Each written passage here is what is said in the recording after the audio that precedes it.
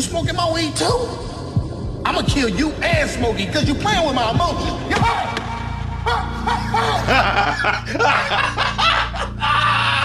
heard? With Rap Critic and Muse. The shocked owl scream that Prim's media uses. Ladies and gentlemen, it's an all-star, He's a black all-star. Yeah. It's such a crazy, way to scream, because it's like if someone's if you get caught in somewhere, you think immediately you would just be an unstoppable, but there's just this sort of this sounds like the guy's still trying to figure out the situation, he's like, am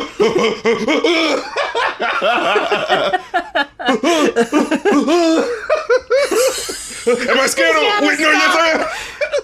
Now, later in the show, we are being joined by the EXO crew, Kill Bill and Rav, fucking going inside baseball. We recorded it already, so we'll just let y'all know. We cover a bunch of shit. We cover late-stage capitalism a good bit. We talk about how fucked the music industry is. Yeah, happy, joy. We talk about the Super Mario Brothers movie a bit. And how it's been corrupted by the capitalistic system. and ultimately, I'll just say straight up, because it takes us a minute to actually get into it, but Kill Bill and Rav both have albums coming out very soon, and they're going on tour. Y'all gotta keep your eyes open, because they're making it happen. They've got tons of stuff going on. But in the meantime, we've got a Patreon. It's not Patreon. Ko-fi. We've got a Ko-fi request. Yes. There's ko-fi.com/goinoff, GOINOFF, to request an album to be reviewed on a future episode. This time, Charm of Crows has requested Cinematropolis by Blue Scholars. Yeah. Did you know the ethnicity of the artists? Okay. No, I did not. Do you now know? No, I still do not know. I thought they were white. Okay. They're apparently an Asian dude, Asian dude? Yeah. Okay. But I was just especially from the Macklemore appearance later on. Yeah. I was just so sure that this was this must be like a Macklemore, because he mentioned Seattle and Washington, so I was just like, right. Is there just a subgenre of white rappers from Seattle that just kind of sound like, Atmosphere / Macklemore, you know what I mean? For the most of the time listening to the album, I was just sitting down on the couch, listening to the album, taking notes. At one point, I had to get up to go to the kitchen, and it was during that song, Tommy Chong. And I was just in the kitchen, I think I was washing my hands, and I heard it, and I just, I rolled my eyes and was like, is that goddamn Macklemore? I wasn't sure, but I was like, that sounds like Macklemore. I was like, is that fucking Macklemore? I bet that's Macklemore. And then I went back on the couch and looked it up, and it was like, god damn it, yeah, there he is. That always sounds a little too weak, and that it, you know what I mean? It's a little laid back. I don't know if that's a little underwhelmed. Yeah, and I will say, first of all, their name. The name is Blue Scholars, and I think his rap name is Geologic or something like that. But then at one point in the album, he says what his real name is, and it sounds so much cooler. It's it's the word, who's the Prometheus Vaughn or something like that. I was like, what? Prometheus? Yeah, I was like, why did you go with that? Oh no, Prometheus. Prometheus. We're introduced to the first song, Cinematropolis. Yeah. And I was already kind of underwhelmed by the opening track. I liked the bloopy, bleepy synth beat. Yeah. I thought that was dope. I didn't like that kept happening. It felt like a very similar, same major key sounding music. It felt very John Bellion fake big. You know what I mean? It definitely had a nerdcore vibe to it.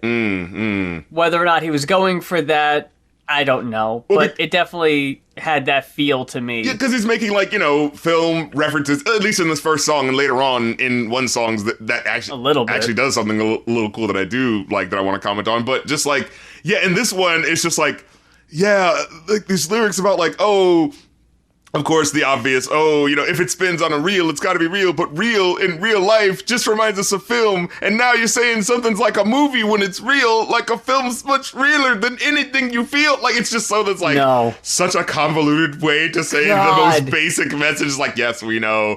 When everything feels like the movies, yeah, you bleed just to know you're alive. Like, yes, like, they already said that line so much more concisely than you just said it, you know? I actually have that little part quoted also because I was about to say it if you didn't, because I was just like, oh my god, what are you doing? It's just so jumbled the way he says it. It's just like, dude, okay, yeah, we get it. Like, there are definitely some bars that hit harder than others, but there are a lot that also just kind of fall flat. I also thought this was kind of, I don't know, a little awkward. What? My marvelous marksmanship is sharp, shit is hard, but we make it look not. We auteurs.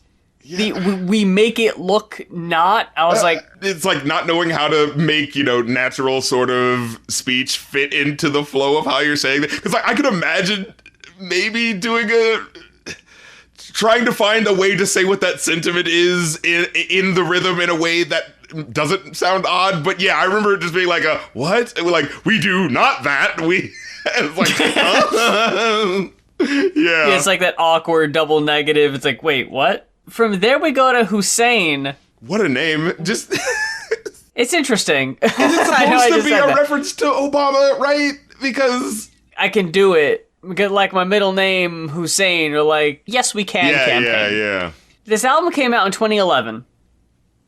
So I was thinking to myself, okay, I guess this is like... We're firmly in the Obama era, Yeah, like, we're talking about the upcoming re-election, the 2012 election, but then I look in the Genius adaptations, that's the oldest song on the album. It was the first song we recorded, and it predates everything else on the album by at least a year, maybe two. It was written maybe a year into the Obama presidency, and having all the memories of the hope and the change, and all the stuff that swept that moment. We were in D.C. on the night he was elected, it was a big old party. It was crazy. So, it's right in the afterglow of Obama being elected. It's not the right before the term is up, like I was thinking it was going to be. Yeah. But it was at this point where it was like, okay, so we abandoned the movie. Immediately. I guess we're just not doing that. Every song after the opening track, the title track, someone's name is the title of the track. Yeah, and...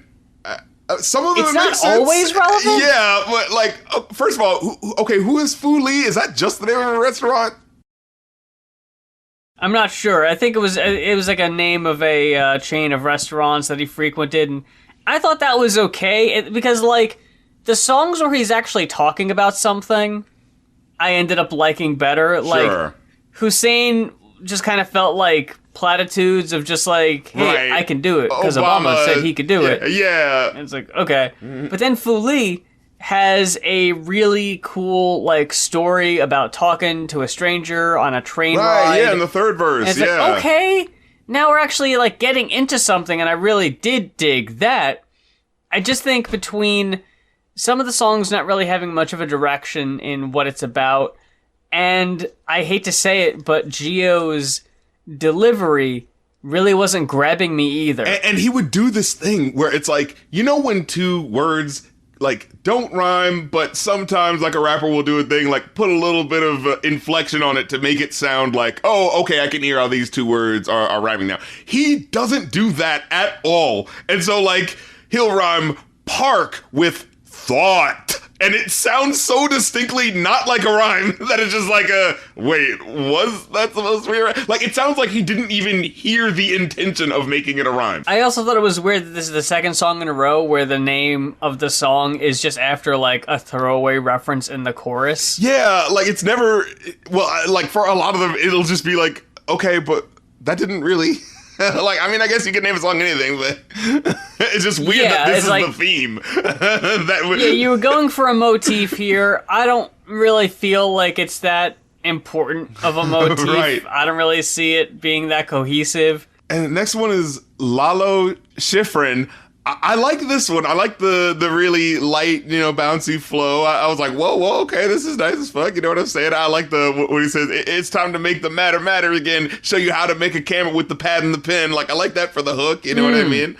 I thought this was a fun one that actually kind of like got me out of the doldrums a bit. I was like, oh, okay, so he's got something going on, you know what I mean? My problem with it is in general is that it'll just be like, you'll hear one verse where it'll be like, oh, he's flowing a bit, okay, and then there'll just be like whole swaths of songs where he just won't even be trying to do that one verse where he showcased that he could do that, So it's just like, what's happening? Did you not hear that you could do that? Like, Also, he doesn't really have strong choruses on this album either. Oh, like, man. I hate to skip down to Marion Sunshine already, like skipping 2 tracks here, but the chorus, hi, hands up to the sky, everybody wave, say hi, Yeah. I can't lie, I can't stand it when the sun says bye. Real first draft vibes. Ooh boy. Yeah. And what was the other one that had that? Was it the last song where it was just like, it just felt so like wait, is this the verse? Or are you just, oh, I guess this is the chorus. Where it feels so uneventful where you're just like, what is this? Is this still the verse happening? Or, this is repeating. Oh, okay, you thought this was supposed to be catchy. Oh, all right, The only 2 tracks that really stood out to me were Oscar Barnack, Oscar Scott. Yes. Or Oscar Barnack, Oscar Scott. For sure. And the very next track, Yuri Kochiyama. Yeah. Were the 2 that really stood out. Mm-hmm. And they're both about racial injustice. Oscar Barnack was the German engineer who was credited with inventing the first handheld 35mm camera. Oscar Grant was killed by a police officer on New Year's Day 2009. The officer claimed he intended to taser the handcuffed Grant, but drew his pistol by mistake.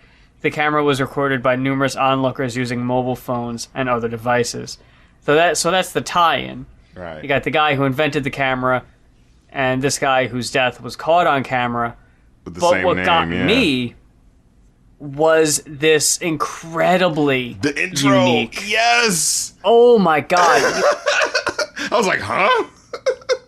They're sampling these camera clicks, and at first it just sounds like noises. It's just kind of like, it sounds like someone's just kind of like looking at their camera and trying to figure stuff out, But the way it fucking comes together to make this sick beat, and I've never heard a beat like this before in my life, that I was just like, wow. And it was just like, holy shit, this is really cool. And this is the type of shit that makes you go like, okay, so where was this creativity?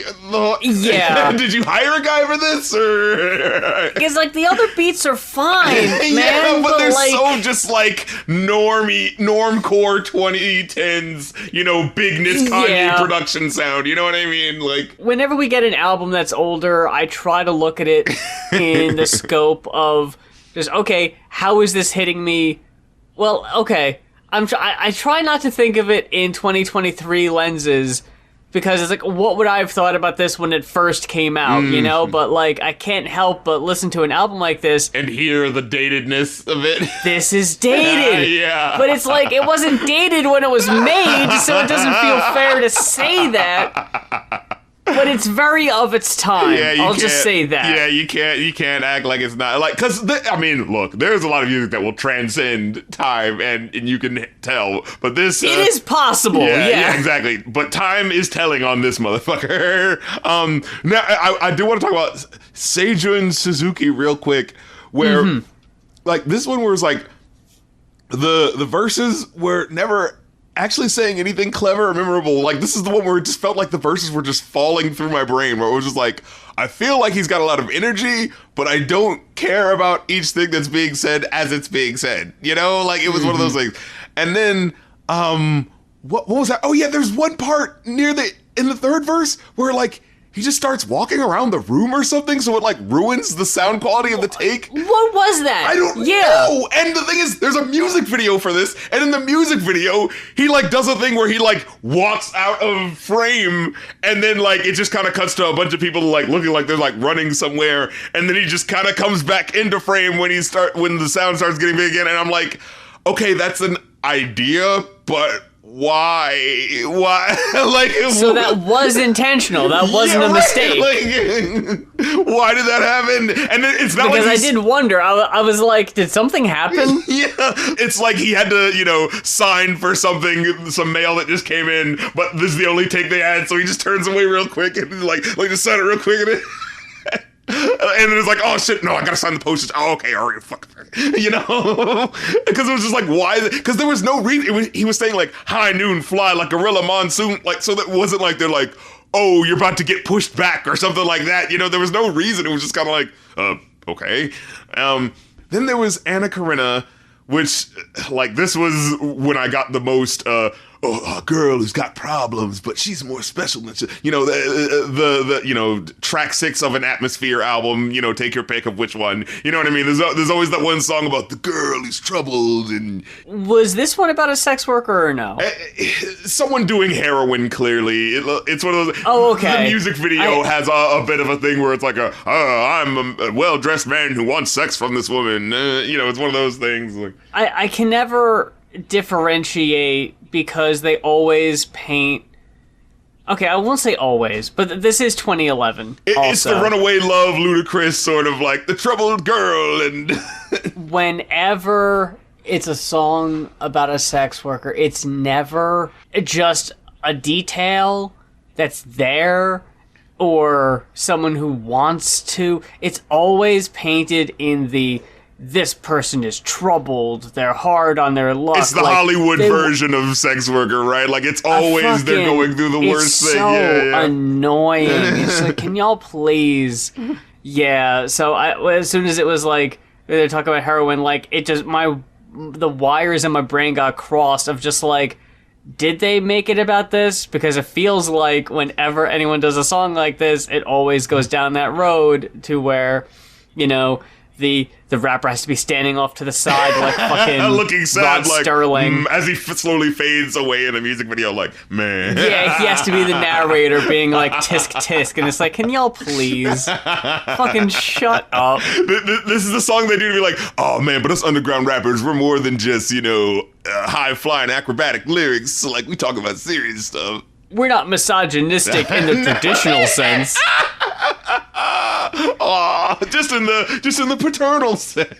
Yeah, in the infantilizing women and they can't make up their own choices ways, Anyway. I do want to mention the Slick Watts song for a second. We got to give this song a little bit of play, because what the fuck is going on? Like, at first I wanted to enjoy this on the, who are your boys?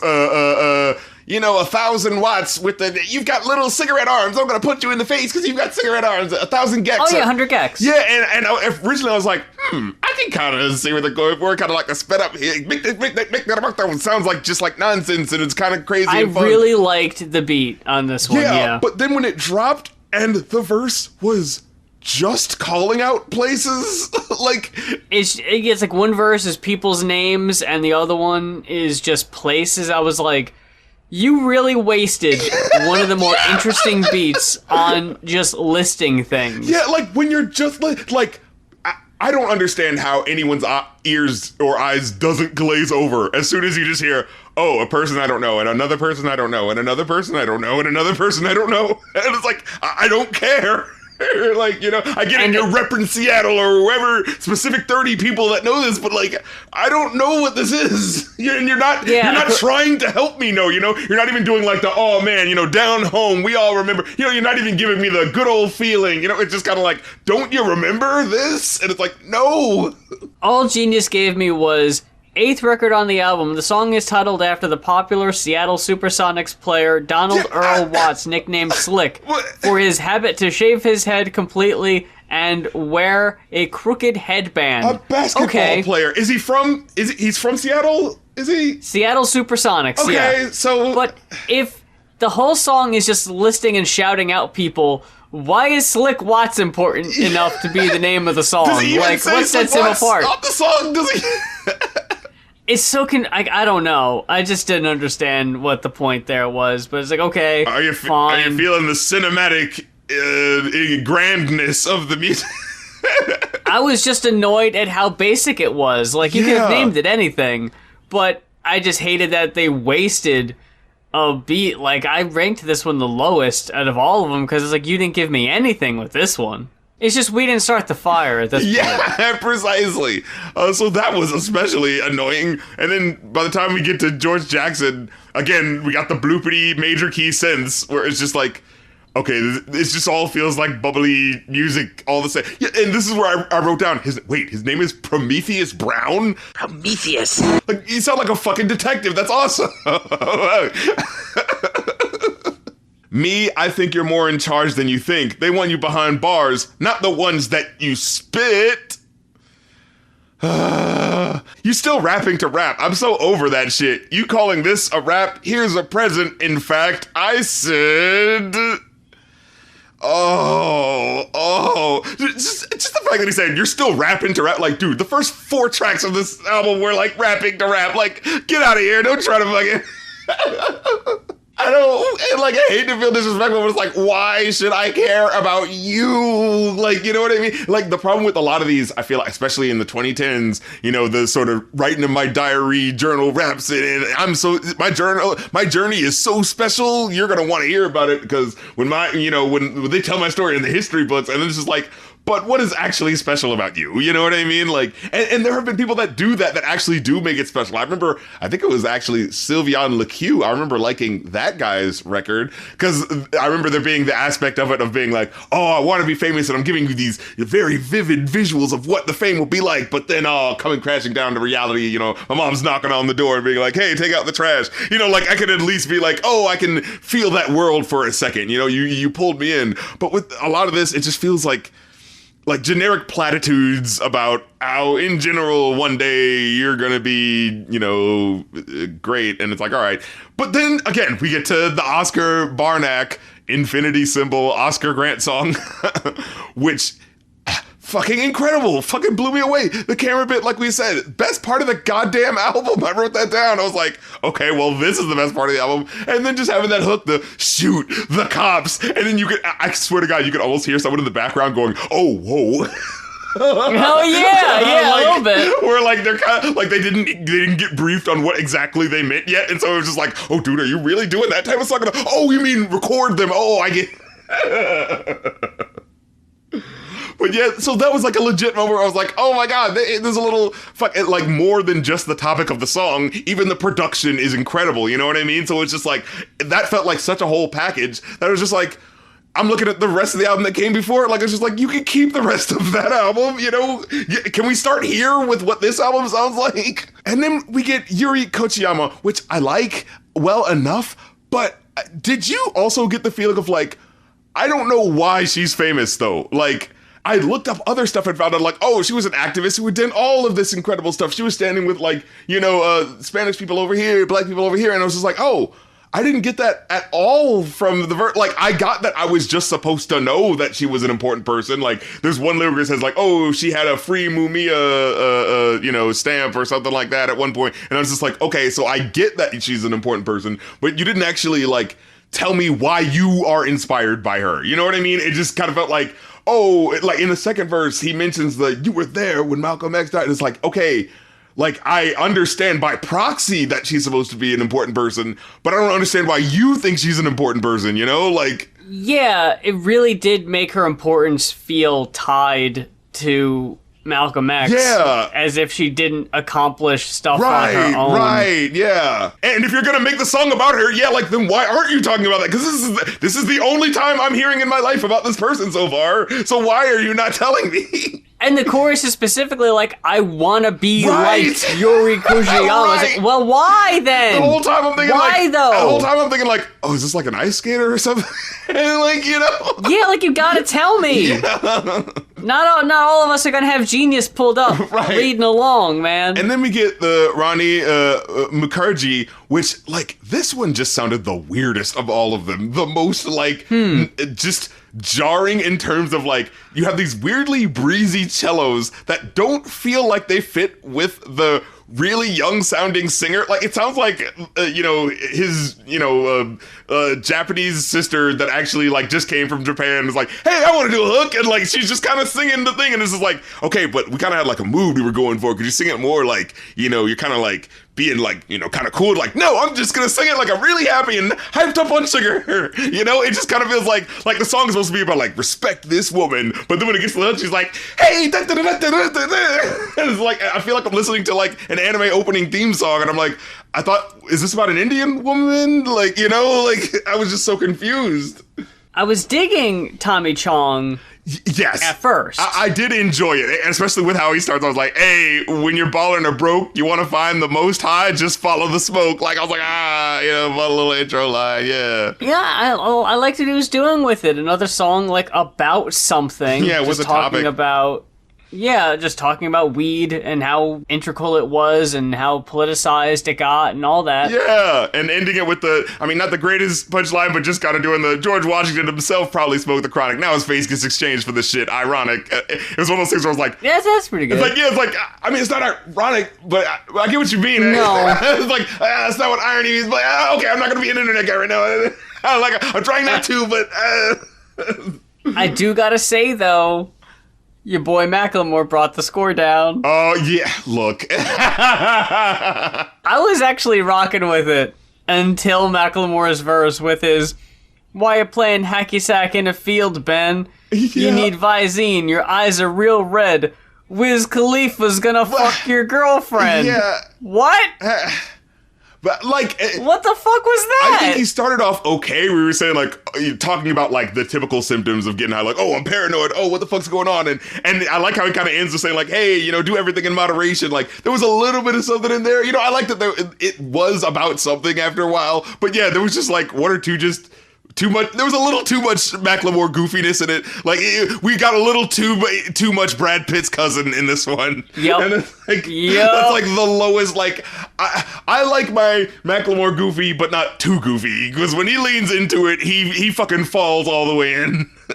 And then we just try to wrap it up with Finn as if we carried this movie motif the whole album. I hope you guys enjoyed this now, I recorded this at the end, so... No, it's like, now, I recorded this before we started, so I'm assuming the process went well. But what'd you give this? I got a 3. I gave it 2.5, yeah. We just got back from Creator Clash 2, and Hacksaw Jim Duggan was there.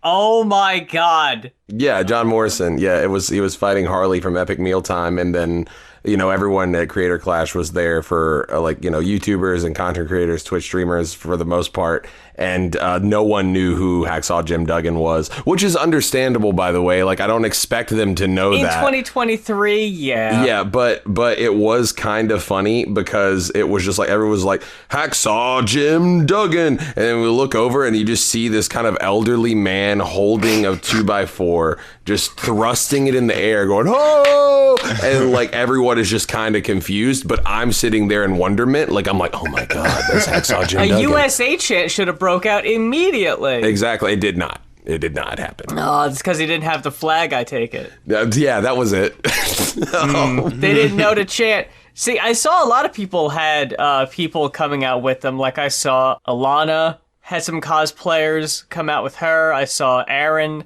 had a Tupperware Remix Party come out in full costume.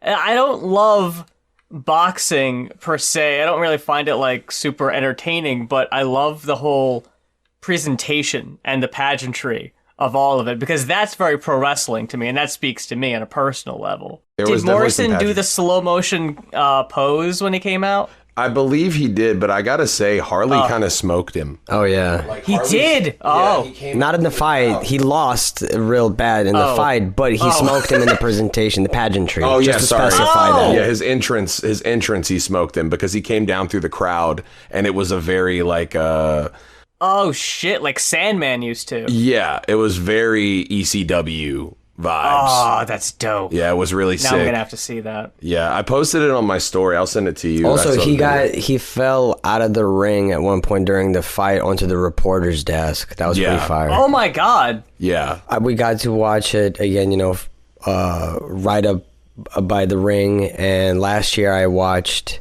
the first Creator Clash event live, and I gotta say that this one was even better than last year, and it was very entertaining. And it seems like everyone's getting a better understanding of like how to approach this. I think first year there were way more people taking it too seriously in terms of, I think it's fine to take it seriously, don't get me wrong, but I think if you are an entertainer, lean into that as well, you know, play to your strengths, make this, the reason we watch wrestling, right, is because of the pageantry. And here you have like a roster of like, this is like the Marvel Universe equivalent of influencers, you know what I mean? Yeah. So like make the best of it, really like lean into the entertainment factor. And yeah, it was great. Yeah, it was super sick. As soon as I saw Markiplier and Jacksepticeye were the commentators and the videos of your boys, Matt and Ryan, doing their thing, I was like, okay, yeah, I think they've got this figured out now. Yeah, I actually sat super close to Markiplier. Like my seat was like he was one row above me or ahead of me. I think he like stepped away from commentary for a minute because of someone that he was really rooting for. I can't remember which one it was at the time, but he was he went actually sat in the crowd, and I remember looking and I was like, oh shit, that's Markiplier. But like I didn't, you know, I've never like really watched Markiplier. I just thought it was like kind of funny. Weird flex, but okay. Yeah. I didn't know you were such a Markiplier fan. I'm a hidden Markiplier stan. I love his videos on FNAF. Yeah. Question mark? All the FNAF. Golden Freddy, am I right? Yeah, I know what that is. He was the guy, but that's just a theory. A game theory. That's him, right? Yeah, I can never remember these guys' names. Yeah, that's him. That's the one. Yeah, he's the game theory guy, yeah. Now I really want to see, I don't know how this is related, but I want to see Matt Pat take on, oh God, why can't I think of his name right now? It's like, it's just a one-word thing. The number 15 Oh, guy. number 15. Are you talking about Chills? I want to see Matt Pat versus Chills. I would love to see that. I would pay a lot of money to see Chills and Matt Pat fight, yeah.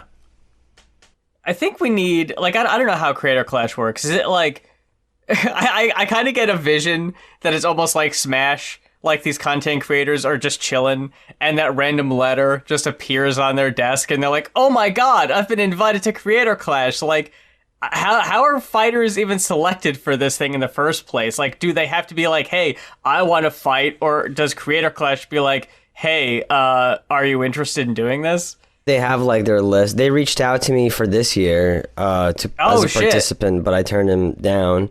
I think it depends. They just kind of like have different weight classes that they try to fill. This is the most random thing. I was looking up Eddie Murphy KRS-One impression because it crossed my mind. Don't ask.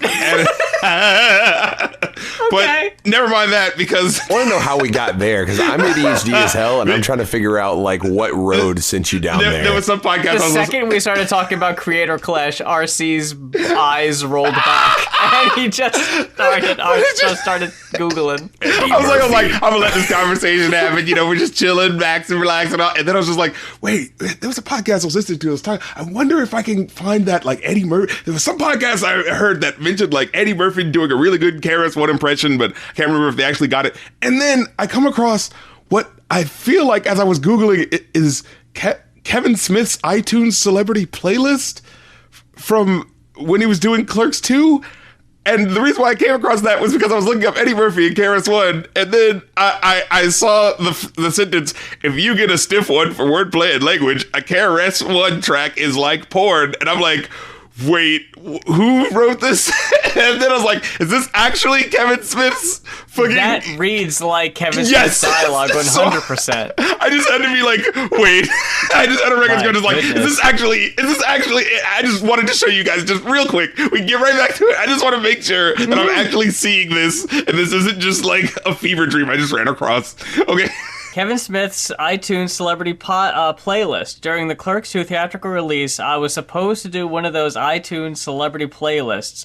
The collection of song choices, explanation, So this is him, right? This is him writing this? Yeah, sure looks like it. Because I was looking at some of these comments and I'm like, what in the fuck? James Brown, Anthrax, Alanis Morissette, Bill Hicks. This Bon feels like a Jovi. Kevin Smith playlist, yes. Kevin Smith, listening to Straight Outta Compton, and his commentary on it is, Jesus, do these guys need a hug? That's all he had to say. Did you expect deep analysis from Kevin Smith? The only thing I Or take Straight issue Outta with... Compton or Fuck the Police by NWA? right. Is that a legitimate thing that you thought was possible? The one Prince song he picked was from the Love Symbol album. And RC, I know I'm kind of in my... Oh, you're in your Prince Renaissance over there. More importantly to the show, I'm in my shitting on 90s Prince era right now. Oh, no.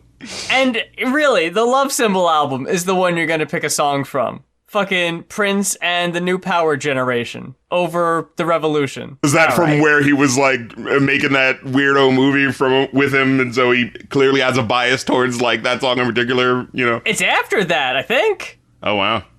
Yeah, I don't know. It just reminded me that, and I'm not going to spend a whole bunch of time on this, but as soon as Rav was like, it was really Rav's tone of voice reminded me that I just watched ContraPoints' new video yesterday about the witch trials of J.K. Rowling, and in it talks about that amongst the celebrities trying to like rehabilitate Megan Phelps Roper from the Westboro Baptist Church image, Kevin Smith was one of them. I don't remember that. Wait, what is this? Megan Phelps Roper of the Ropers, not from Three's Company or the show The Ropers, but from the Westboro Baptist Church, some years ago was like, yeah, I don't dig this scene anymore. I'm out of here. And made a whole big thing about like, you know, leaving the church and going out on her own. And one of the celebrities who was there to try to like rehabilitate her image was Kevin Smith. And according to the ContraPoints video, he said it was because she was hot. And it's like, you know what? That's about what I expect from Kevin Smith, honestly. That's so like, you don't need much more than that, I guess. Kevin Smith feels like a try hard to sound like just like an everyday guy type of thing, right? Or just like, I mean, I definitely hump that. Am I right? That's what the everyday guy would want to say, you know? Like, yeah, I'm like that guy. I couldn't tell if that was a Kevin Smith or a my brain just completely shut off. The other guy that laughs. Seth Rogen? Yeah. Yeah, thank you. I'm glad you're able to pick that up on my very minimal explanation. The guy who laughs? That's all I said. You know, the other guy that laughs, and you were right that there. Was enough. Seth Rogen. That was enough for Bill to be like, oh yeah, the only you. other He second is the guy I man know who that has laughs. ever laughed. Exactly. Definitely not the Now- first guy that laughs, but he's Oh, deserves no, second. He's younger. Wait, let's get through, what you guys are saying, but I do want to bring up, I do want to talk about the Super Mario movie for a second, because there is some musical chatter Have you about seen that. Yes. I've only seen tiny clips scrolling on TikTok because like every fifth person live on TikTok is bootleg streaming the movie. Like live streaming on TikTok. It looks Damn like absolute dog shit. I lied. I did watch the entirety of the movie, but it was sped up over the course of a minute and 30 seconds on Twitter, and I I wanted remember to. you did do that. He actually did. I wanted to say I watched the movie. Yeah, You sped And you're run not lying. Mario. I watched the Speed movie. run Super Mario the movie. it looks cute. It looks cute. That's all I gotta say. I like the art style. That's all I know. It's so clearly we've got this really cool world and all these references we can make, and do you actually want like a coherent story, or did you want to just us to get to the things and then get us out of the thing at the end? Like, because we can just do that. We can, like, basically it was the original Super Mario Brothers movie plot, except like honestly even more stripped down, because it was like, oh, Luigi, we gotta go fix this thing underground, and then it's like, what? It's taking us to another world, except we're not even gonna do like there's a gym or whatever the fuck. It's literally just like, hey, look at that portal over there. No, we got sucked into it. Like, it's literally just that simple. And then I guess I'm a part of the rebellion that's happening. Are you Princess Peach? Are you the good guy? I don't know. You're a pretty blonde woman, so I guess you're the good guy. You know, like, it's literally, there's no, like, it's just like, you're here now and you can help us because you're from Earth and I think I'm from Earth. Is this Earth? I don't know. But anyway, we got to stop Bowser from getting a star. I don't know why you care about this, but... I mean, I'll be real, I'm of the opinion, and this is like, I don't know what the name of this camp is, but if I had to title it, I would call it the I don't give a shit camp. And this is Mario, where he eats mushrooms to get bigger, eats flowers to shoot fire, goes down pipes and fights turtles. I kind of don't really care for like a narrative. He did all of the things that he needed to do. Yeah. You know what I mean? Sure. Like, I actually feel like I kind of just imagine that the world building visually and sonically needs to make up for the absence of like coherence narrative wise. Otherwise, I get you on that, having it be more of like a Jean-Luc Godard. It's about the, you know, the aesthetics of what the thing is, you know, symbolizing for the original whatever callback.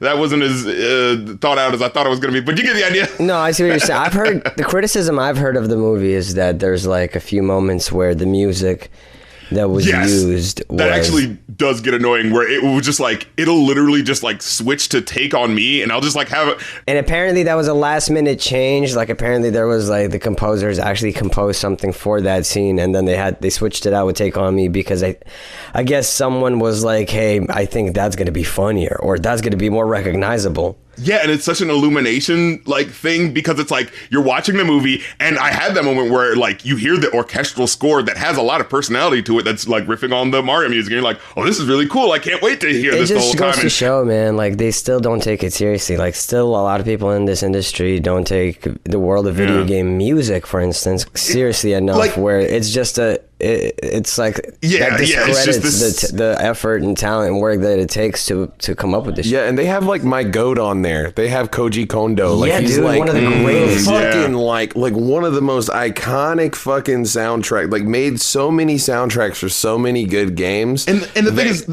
there's nothing wrong with having like a couple of like, oh, here's a little like song reference here, but it's like it has to make sense. Literally, the only reason why you could pull why the music of Take on Me starts playing is because one of the gorillas is wearing like a white, maybe sort of Miami Vice 80s looking suit. Like, that's my problem with it. It doesn't make sense. If it was like all right, take on me, and like, you know, I'm gonna take you on, you're gonna take on me, like maybe if there was some sort of joke. No, you know, that's still a bad excuse to me. I feel like that's still fucking forced. You don't need to do all of that. Again, you have a good IP to work with, stick to the IP. There's a plethora of creativity within it, and yet because you don't have enough respect for the medium, you keep reaching outwards for like, well, this has worked with our other like cartoons that we've made and things like that. People are gonna clap and point when they hear the song, so the parents are gonna wake up and hear that one. They'll sing along.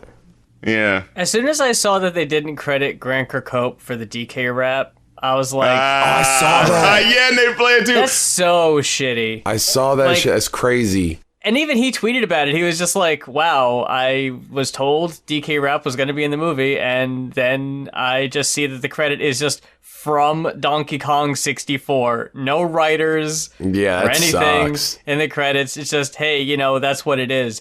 And I know we talked about this when Space Jam came out, that it was basically just, we got all these IPs, and they're making movies now just to be Easter egg hunts. Look forward to the Kirby movie and the Star Fox movie, all leading to the Super Smash Brothers universe. All right. You know what I'm saying? The Avengers. I just want a Karnov movie, man. That's all I'm asking for. I'm asking for some representation for the lesser known NES titles.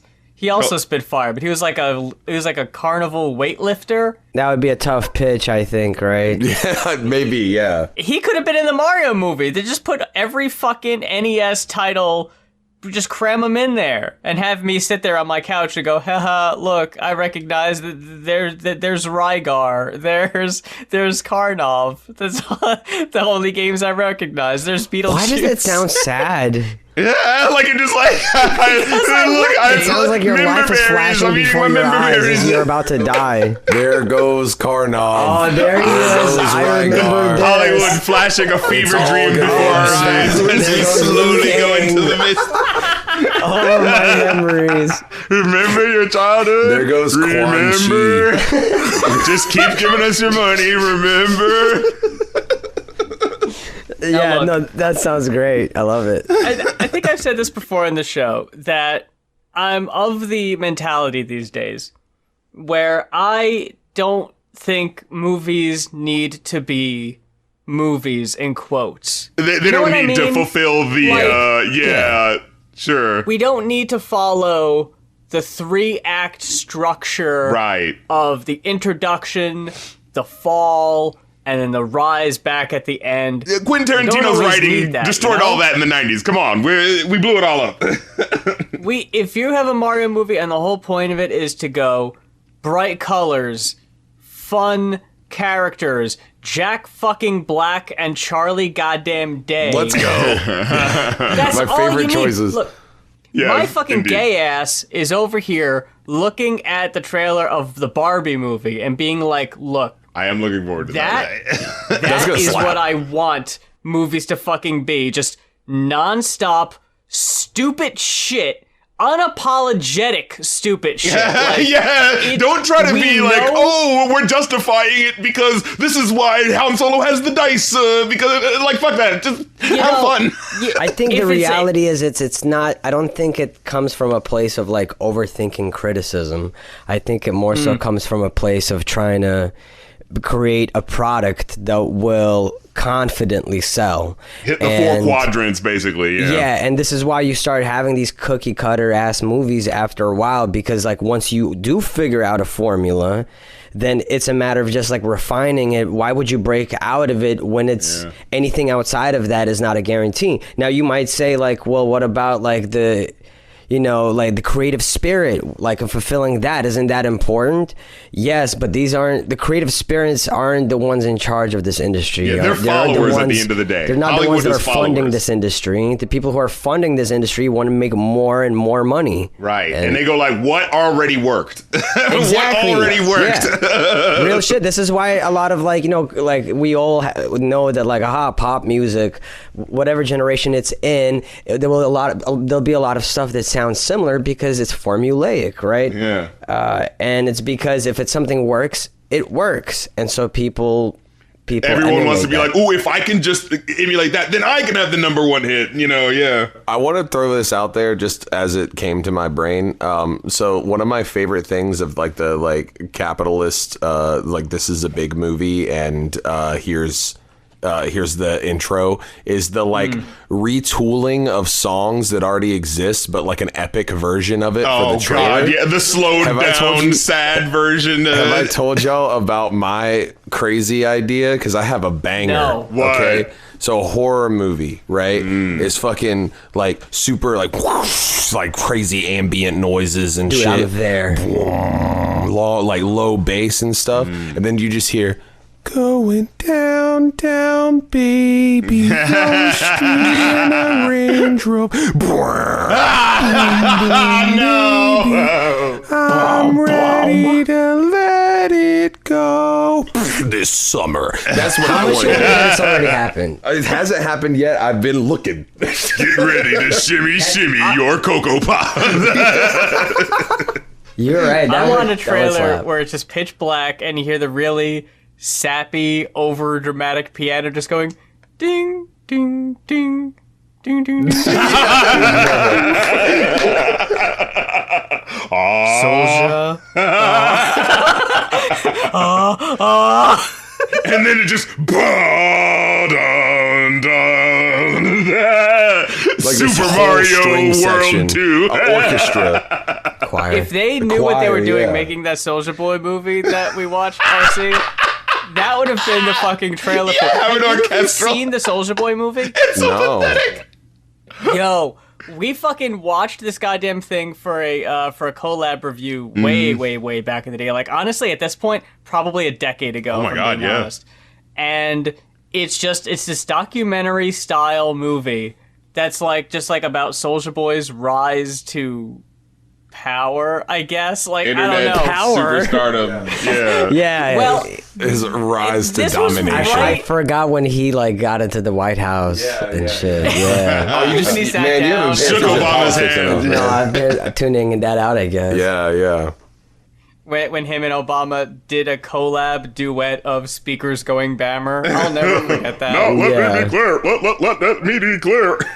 Nah, and we do apologize to Soulja Boy for putting him in the same sense as a terrorist. So I'm not trying to bring it back around to this, but I still have the View Askew Oh page yeah. open with Kevin Smith's playlist.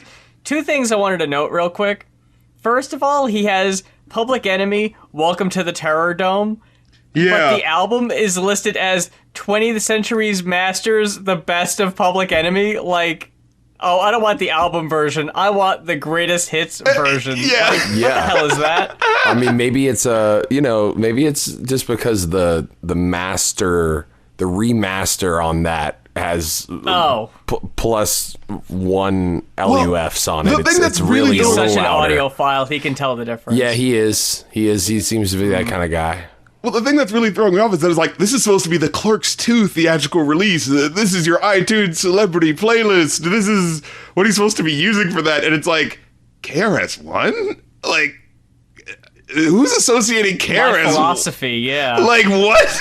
Like, that's not your fucking, aesthetic. You know what I mean? Like, it's just a matter of probably what he listened to when he was in college or something. I feel like Yeah. probably, or maybe it was just kind of a thing where he just didn't understand the assignment, and I don't think people really cared, right? So it's just like people are just like, oh hell yeah, I love Kevin Smith. What is he listening to? I bet it's good. Also, who expects that? Oh man, I really want to know what Kevin Smith listens to. I'm sure it's just some heat, man. Oh, yeah, some heat, man. what's Just weird? some fucking heat.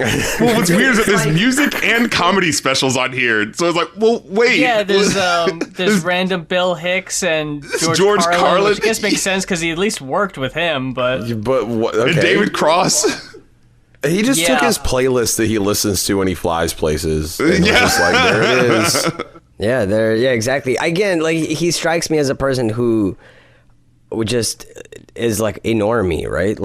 In a very traditional sense. He's Oh, yeah. probably just consumes things in a very casual way. You know what I mean? Rather than oh, dude, this guy sitting there and breaking that same fucking old KRS-One song down over and over. He wasn't, working on the shitting on someone's scene in that Zach and Miri Make a Porno movie and going like, yo, I think that Full Force Ain't My Type of Hype is gonna be what just soundtrack this shit perfectly. I don't think that was, I'm going to if it assume was? that we're probably the only people who ever actually read this article, by the way. You look down, this has gotten 2 hits. If it has the guest book, I'm not a gambling man, but I'd bet on that. Yeah, me too. but I'm just going by that when me and a girl who I was seeing in 2006, I convinced her to go see Clerks 2 with me in the movie theater. Oh, And romantic. We were 2 of, I want to say, 6 people there. So I'm going to say that maybe it didn't really get the worldwide appeal. All 6 of you were thinking the exact same thing. You were thinking to yourself, damn, what kind of music does Kevin Smith listen to? This guy sounds like he's off the chain. I've never actually seen Clerks 2. I've only seen the first one. I haven't seen the third It's one not either. as good as the first one. Not mean, the necessarily first one's pretty essential good. watching. Oh, and if you really like that, do you gotta watch still Clerks enjoy the 3. first one. No, I don't.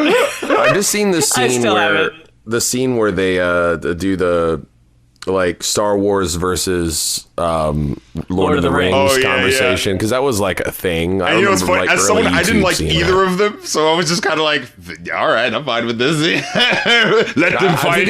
I think it's a funny scene, like the idea of just two, because it's such a like a thing that I would see like my friends arguing about. Oh, this is such an IMDb conversation. Yeah, this is so 2000s core. Yeah, definitely. Yeah. But the other thing this playlist reminded me of, because he has a live track from Run DMC. Yeah, a live track. And well, see, that specifically reminded me.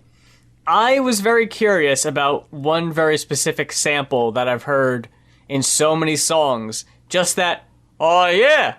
You know what I mean? Oh yeah. Oh yeah. As we all go, oh yeah. I've heard it in so many things, and I was finally like, I need to find out what this is. And it's just one of the dudes at the beginning of a live, like a live 7-inch that Run DMC put out.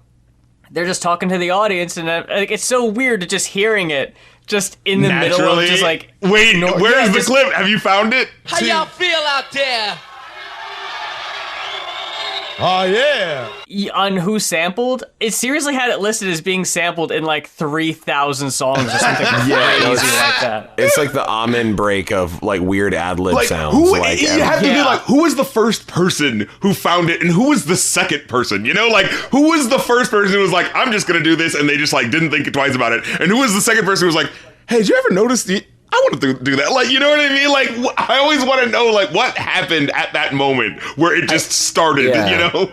I think also it'd probably be disputed. I'm sure there's, like, a lot of people use that sample around the exact same time. But it's like, because it's not like a hit song. It's like the beginning of a live track. Like, that's so weirdly specific, you know? I feel like that's actually like more in line with like most sampling stuff, right? No, because it's DJs, especially like around that era. It's like that's when probably like what, like 95, 96. That's like when people started getting clapped, like really clapped for sample shit. Yeah, these are like proto. I don't know the exact. Yeah, it's like proto memes 90s. basically in terms of like them putting the little, oh, remember that sample? I just threw it in there, and if you know hip hop, you'll get it. Yeah. Saying the song, it's actually the song that Kevin Smith has in his celebrity playlist is the one with the oh yeah. Oh, thank God. What if he just likes it because of that?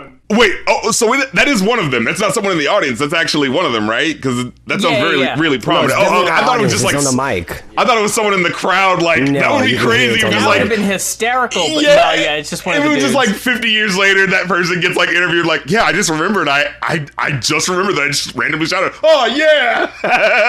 and then it was like, wait, that's me. Imagine that happening though, like if it was in a crowd, and then you hear your voice on like 3,000 hip hop songs, and with no way to prove it was you. Yeah. You know? Yeah, because you can't replicate it. Like, oh no, really, Like, I'll do it again here, and it doesn't. You gotta sound- feel it's like never the gonna guy on the sound like that Nirvana again. album cover is like, just like, I'm famous, but for does my fame matter? He's like on a date trying to impress somebody. Be like, yeah, that was me. You know? Oh, you hear that? Yeah, that's me. Yeah, like The exact number is it was sampled in 866 songs. Wow. Which is and still that's a just the lot. ones that are Yeah. reported though. There's probably a lot. Exactly. Well, I know that because I've used that sample before. yeah, do they have that one down? Yeah. Yeah, I'll have Bad to who look through that. sampled. No, The one I remember it being in was in B-Boy Bouillabaisse. The Beastie Boys yeah. one. It's like, oh yeah. Which also samples My Philosophy, another song from Kevin Smith's celebrity playlist. It's just a who sampled like narc page. That's all it is. Kevin Smith is the I'm of two minds, right? It's like it's on one side where you're just like, but you want to know, you got to find out, you know what I'm saying? Like the mysteries of, the catacombs of music. On the other hand, it's like, yeah, man, but they're gonna get the shit suit out of them if you find out. We gotta have a secret website. There's gotta be like a Discord. That's what we gotta do. We just gotta have a private hip hop Discord where we share it there. I mean, like, I think copyright law needs to change, right? for Because sure. the idea behind, like, something like who sampled or whatever it's called. Like, the idea is cool for nerds who are interested in that kind of shit, right? But in practice, a real artist get punished by labels and get punished by money capital bugs who don't give a shit about the artistic expression. It's just like, we caught you, give money. Like, so because of that, places like Who Sampled are like, by most of us artists, are fucking despised. We hate them because it's like the police, it's the snitches, it's the places where they go and like potentially get us into trouble, which it wouldn't be if the copyright law wasn't what it is. Instead, it would just be an informative place for like, oh shit, isn't it cool that they sampled this and that? But instead, we're all like, shut up, don't say anything, shush, because we're worried that the motherfuckers who hold all the capital within this industry might want to fucking squeeze the remaining little underground corners for all the profits that they can find within them. And let's be real, because like these are a bunch of like old motherfuckers who are slow to shit and don't realize what the fuck is happening most of the time. So when they finally figure out, like, you can just go to that website. Well, then we'll just go through that. Yeah, it's like, yeah, exactly. I don't even think it's like that. I think a lot of times that they like just wait until things hit a certain threshold. Like, I think that they're more hip than we... I get you on that, I think now that's more the case, but I think for the longest time it was the case that they weren't hip. Now they are, and I think they're just finding... like they're adapting new ways of like cornering the market. I've heard all about how they're like sampling for the industry but not for thee, where it's like, we've got all these things set up because it's our company and we already own these songs, so we're basically having all these remix productions assembly lines set up to be like, hey, let's just remix that song you already know and that song you already know. So it's kind of like they've commodified sampling to be like, yes, you can sample from the UMG label and make it really generic and a pop song that you already know. Yeah, but they don't even need to do that. But even that is outdated. Yeah. Watch. In a year or two, even that, all of that is just going to be like a thing of the past. Because now, what they're doing is they're going to individual artists and they're buying people's publishing rights to songs and catalogs. You might have seen this, right?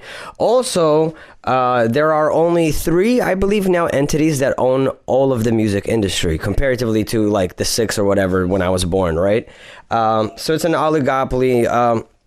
But AI, we've seen that AI is becoming very impressive very quickly. Again, on its own, not in a capitalist framework. AI getting better is awesome. Maybe we can get things done easier. We can streamline certain services. We can make our lives level the playing easier. field for the field of entry. Given where we exist, it's a way for people with all the capital to find ways to like take control of all the profits in every kind of corner. So how familiar are you guys with that Drake and Weeknd AI song that recently came out? I hadn't heard about that one. On the last episode, we talked about the Eminem lawsuit that his record label or whatever was suing because someone had taken the Eminem voice AI and recorded a song with it, and they were basically... And credited him. Yeah, they were basically arguing like Eminem did not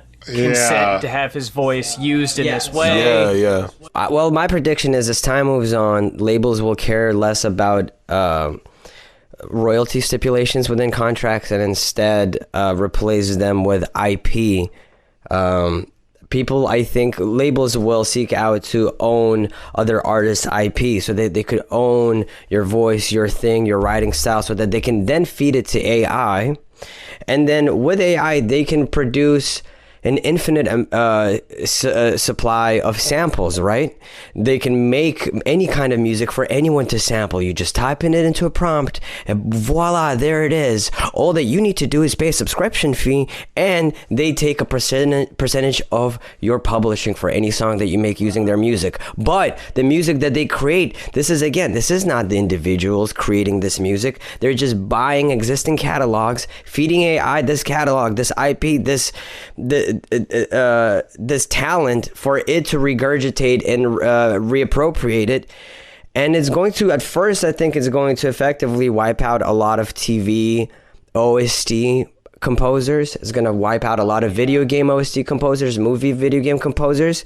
And then shortly afterwards, around the same time, it's going to, ChatGPT with enough training is probably going to replace the workforce in terms of songwriting on labels, which is a huge part of the workforce on labels. So it's just that's what's going to continue to happen. They're going to try to own everything possible, including you want to sample things? You can, infinite amount.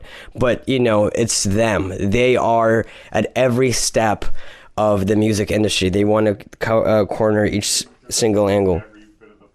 Yeah, and that's what they've continuously have done. And what are you supposed to do? There is nothing that you as an individual can do. I always thought it was funny. I've always had motherfuckers in my life, homies, who'd be like, yeah, you know what? I need to just launch my own app, take my music off of Spotify and Apple, get it over there, and just like, yeah, man, it's gonna be my own business. I'm gonna pop off like that. And it's, you know, it's a ridiculously childish and naive perspective to have, and I'm glad that now we actually have an example of it failing, a huge example. As some of you might know, Snoop is the owner of Death Row Records. He bought Death Row. He bought all of the catalog, and one of the first things he did upon acquisitioning Death Row, he took it off of all digital streaming platforms, started his own app and uploaded it there. And I told Bill then, and even he knew, was like, I feel like anyone who understands how these things works was like, oh, this is gonna fail, and he's gonna have to put the music back up on streaming platforms. A few months later, lo and behold, exactly what happened. If Snoop Dogg, Tupac, and Dr. Dre catalogs on their own cannot amass a loyal audience outside of this distribution companies, how are you as a nobody in your bedroom supposed to cultivate a fan base effectively? I feel like if Snoop can't do it, nobody can do it. Exactly. You know what I mean? I mean, even look at like what Jay-Z did. Look at what Jay-Z did with Tidal, right? Because like people still use Tidal, but it's like such a smaller percentage than any other streaming service, and it's cool. I'm so surprised Tidal's still a It's thing. still not as good as like Napster and a few other ones, but Yeah, yes. is it weird that And Napster Apple. actually pays out the best? I know, like, if you get your music placed on like Peloton, it's like you get paid like $1.50 or something crazy for every stream, but that's kind of different. Yeah, but like if you have like Napster, it's kind of ironic that like Napster was known for pirating music at first, and now it actually pays their artist higher than any other DSP. It's Isn't that kind of weird? out of necessity, I feel like, you know, because no one's using it, so it's one of their only parts of their pitch. You know, For sure. that can be I'm about to enticing. download Napster. Just kidding. Spotify fucking rocks. Apple's pays good, but I still prefer Spotify's. Yeah, if they fix their algorithm and their UI, it would be so much better. The UI looks much better now. I hate how shitty Spotify is apparently with its payouts, because I at this point I couldn't imagine using a different streaming app than Spotify. Yeah, but that's kind of how this shit works, man. You know, it's a monopolized thing. The reality is, it's like, we need you guys to continue to use Spotify because that is the most frequently accessed marketplace within the music industry. But on the other hand, we have no bargaining power in terms of how much we get paid of our money. In fact, most of your cent, Spotify takes most of that cent and gives it to the 3 corporate entities that own all of the music industry. So even though we are independent artists that aren't signed to any of these labels and are operating on our own, our money, portions of our money is still going to these industries. And there's nothing that you can do. There is, as an individual, you have no bargaining power, and this industry is set up to force you to be hyper individualistic in the first place. So the idea of like somehow us, the workforce, the labor force, the musicians, all of us somehow unionizing anytime soon just seems too far-fetched, given how fragmented we are as the labor force. It feels like we're all sitting in our rooms pushing music through a hole in the wall, and every now and then some change comes out of the ceiling for us, and we're like, well, this sucks and it's not enough, but if I don't do this, then I have nothing else. Like, you either operate within this established system or you just don't, and even if you don't, you will not operate at all. Yeah, it's like you have to play the game. Like, it's like if you don't play the game, you do it if then you do, just, you do it if you don't. Yeah, exactly. Like, if it's like it's weird to me because like sometimes I'll like not put stuff up on streaming services because like obviously like it'll be like a sample I can't get cleared, or I'll just like rap over someone else's beat, like just for like SoundCloud or YouTube or whatever the thing is. And it's just like it's like it makes me not even want to do it because the first comment all the time is like, man, wish this was on Spotify. You know what I mean? It's like you have to play the game to like satiate people, and you know. So it's it's just how it is an unfortunate truth. But I mean, we're lucky. We're still the lucky ones where, because we're fortunate enough to get the place that we do, it pays the bills, you know, that still pays the bills. And we have the ability to tour, and we have the ability to sell merch, which kind of bypasses having to use Spotify as a middleman, someone else cutting your money up. It really depends on kind of, what kind of deals your agency works out with the venues. There are definitely ways to slice that pie that is fair, and there's definitely ways that aren't. And there's different rules for different size bands as well, you know. It's a nuanced industry, but there's definitely ways for us, people like us, to make money from it.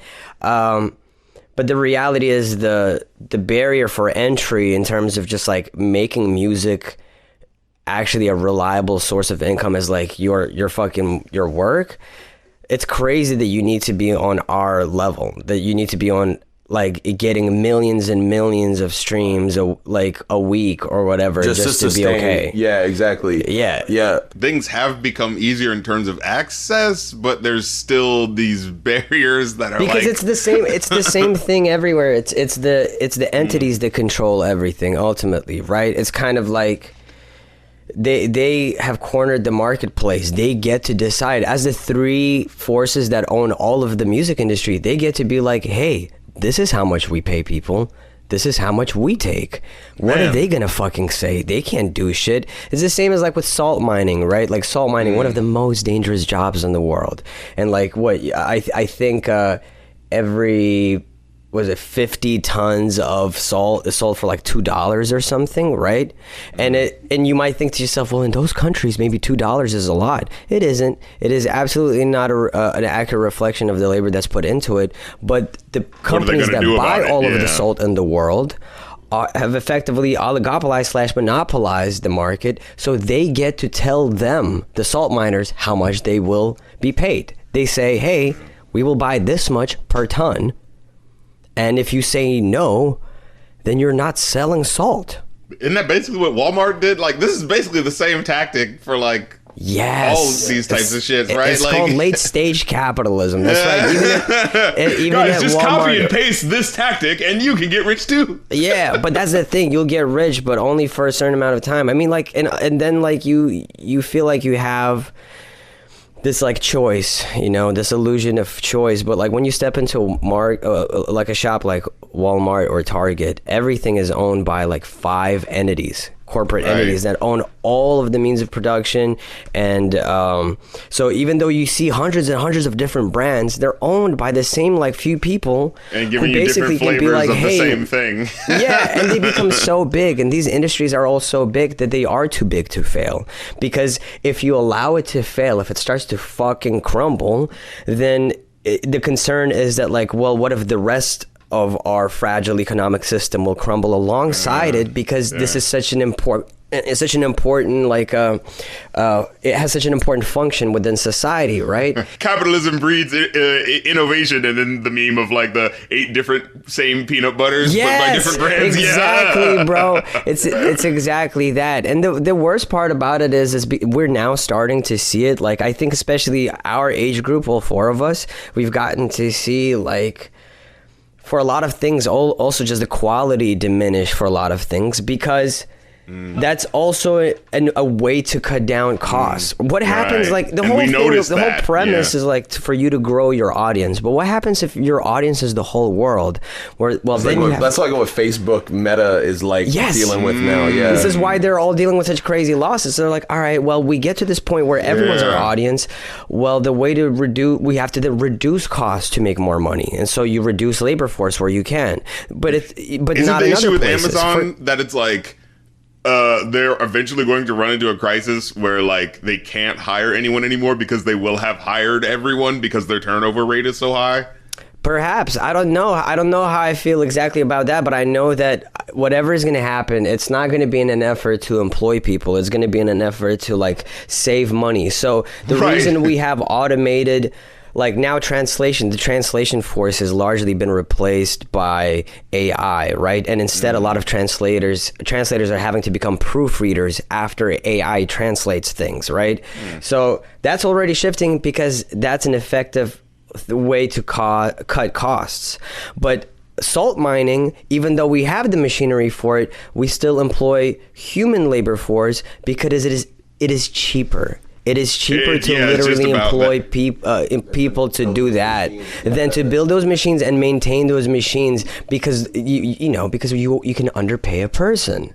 And I think it's important to say, like, it's not that progress and innovation is automatically bad. It's just that what these companies do is they go, progress, innovation, awesome. And then someone says, should we think about maybe how it could possibly affect these people and do things to make sure that it doesn't affect these people? No. I want the progress and innovation right now. I don't care how it affects people. No. I agree. Progress and innovation in itself isn't bad. I think progress and innovation in a capitalist structure is problematic because the whole drive is the accumulation of capital, right? So if you're only utilizing progress so far as how it helps you accumulate capital, then it's like it's going to be inhumane, it's going to be unethical, it's going to be unempathetic, and because you're not incentivized to create a community that's stable, you're incentivized to just make more money than you did last year. But that's what it is. Yeah. 100%. Also, I just wanted to sneak this in earlier because I wanted to say, but I didn't want to derail the conversation too bad. But earlier we were talking about like the illusion of choice and like different, how everything's on. Did y'all know that Ralph Lauren Polo is owned by Nestle?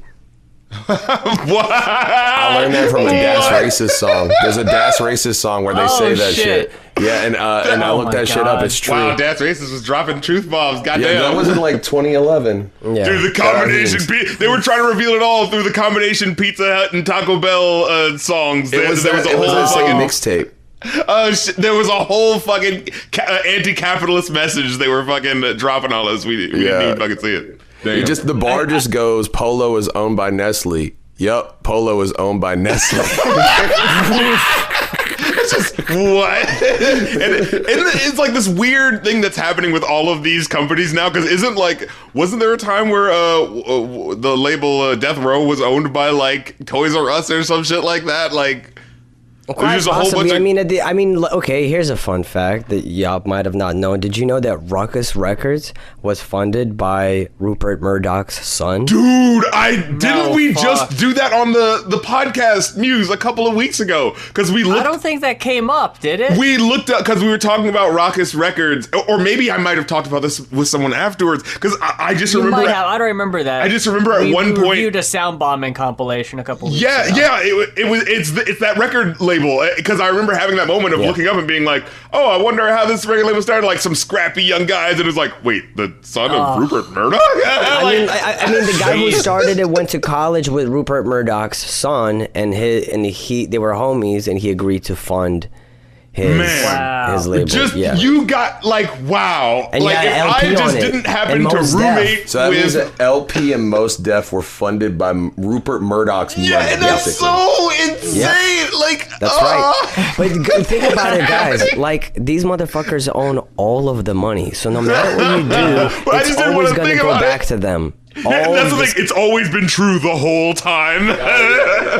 Yeah, exactly. It's that meme. Yeah, with the always has been. Don't get mad now because you noticed. Yeah, it's honestly just pulling back the curtains and seeing like that. The Wizard of Oz isn't a wizard. That like. Yeah, except this time the wizard looks at you and says, what are you going to do about it? And then closes the curtain and goes right back to business. The wizard is just Rupert. Well, anyway, great podcast, guys. Great message. Leave it with the kids. The future's bleak. Good night. We will all die in suffering. No, I'm optimistic. I was just sitting here like, wow, this is really terrible and dismal, but the main reason I asked y'all here is because y'all got new albums and you're going on tour soon. Perfect. Perfect segue. I was sitting here for the last 10 minutes like, how am I gonna segue back the world to... You killed it. I think that was the best segue possible. Come see Rav and kill Bill. With our art, I mean, like that's we are operating within this flawed system as independent artists. fairly successfully, I would say. You know, we've been doing this full time. We had jobs when you guys first talked to us, you know, many moons ago. We quit our jobs. We've been doing this full time for over 4 years now, and it's we're very fortunate that we get to do what we get to do.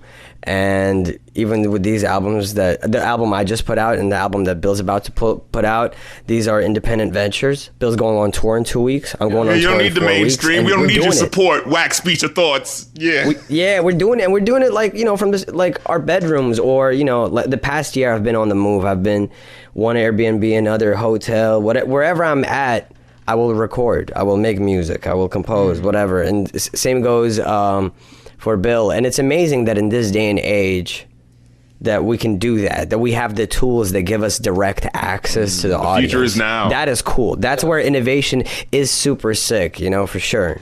It's crazy that just like from our homes we could like actually make like a whole album and it be like at least rival that of like a mainstream album or whatever in terms of like in terms of like, whatever. oh, you could throw this on or you could throw this on, and both of it sounds like, you know, same level of like, you know how like 20 years ago you hear an MF Doom track and there's kind of that little feeling of like, oh, but this isn't like mainstream rap, right? Like now it is more normalized to just have the tools to be like, no, we get out just as clean as the studios. Yeah. Well, for sure. And back then, I think it was like the equivalent would have been like, oh, seeing your album in the middle of the record store. That was so far fetched. Whereas nowadays, it's like, it is at the store. The Spotify is now the store. It's just that you're like, it's like a library almost that you I gotta subscription throw in a for. Digimon sample or reference here because that feels appropriate, right? Like we all live in a digital world, and whatever one of those songs we. Rav just released his album Leap not too long ago. That's right. And then I'm dropping mine. I actually just announced it the other day. It's Full Metal Kaiju. It's coming out like super soon. It's April 25th. Nice. And I'm really excited, and then as soon as I'm done with that, then I go on tour, and then Rav goes on tour right after. I'm going on tour with Square and Melty Cannon. When do you go on tour? It's going to be May 2nd. Starts in Durham, North Carolina, and then we're kind of coming up the East Coast, and then going into Canada, and then coming back down and ending in Chicago in the Midwest area. Damn. Yeah, so we're kind of doing the right side into the middle. And then my tour starts on the 14th. I'm doing a West Coast leg first.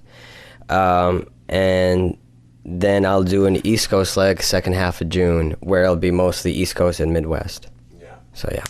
The Short King tour is my tour, and your tour is the summertime tour. Summertime tour. Short King tour is an undefeated name, dog. Thank you. Very kind. I honestly sat on it for so long. I debated. No, that's it. That's the best one. I wanted to own it. I wanted to be like, you know what? Let me do some.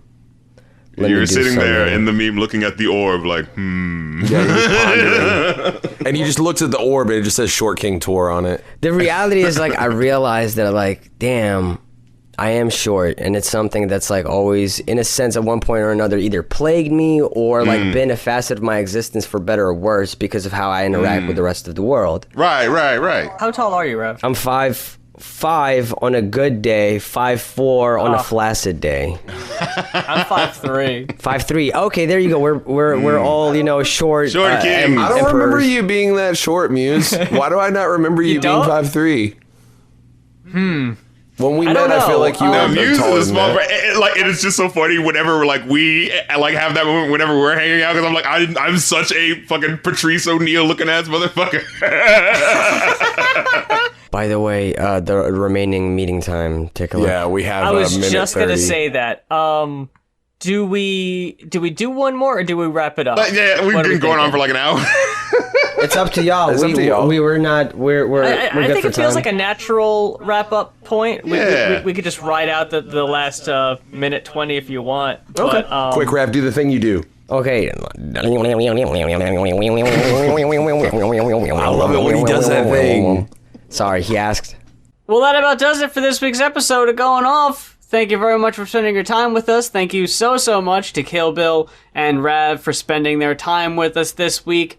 Thank you, Charm of Crows, for requesting the Cinematropolis album. And if there's an album that you would like to request to have us review on a future episode, head on over to our Ko-fi, ko-fi.com/goinoff, GOINOFF. We got our links in the description, our Twitters, our Patrons, our Ko-fis, our YouTubes. I've been holding shit down on TikTok as of late and trying to get back into Fan House. So all those links are going to be in my link tree. Yes, and on my Patreon, patreon.com/rapcritic, we just did a vote for what I'm going to review next. So, just one of the perks that you can be a part of when you join up. We do, voting on episodes. There's a Patreon Discord. Of course, you get to see episodes, Rap Critic episodes early, as well as my movie podcast. And we're also having movie and game nights. In fact, I think we're going to be having one this weekend. Again, the times that this is recorded, it's going to be over by then. But this is what sucks, like trying to tell people about stuff and then being like, oh, right, but then time passes by for the editing. But you know what? You'll be ahead of it next month. So when you get on over to patreon.com/rapcritic, as well as ko-fi.com/rapcritic for everything outside of the Going Off album reviews, where you can put in music, stream, or movie requests, get with it, act like you want it. And that's all I've got to say, I think. Yeah, I think that covers all of it. So thank you again for spending your time with us. We greatly appreciate it, and we hope you will join us again next time for Going Off. But until then, I'm Muse. And I'm the Rap Critic. And sometimes I feel like my life's a movie. I don't like the film. Play it all back. Everyone's gone to the movies. Now we're alone again. Is that from that song also? I only know it from No, we can both do it. Oh, yeah. I know a movie, and just like the movies. Check. Oh, here we go. Hello. There we go. I'm good. Cool. Mic check. Mic check. Mic check. Oh, yours is all fucky wuckied. Mic check. Mic. It is indeed what's happening. Stop it. Mike.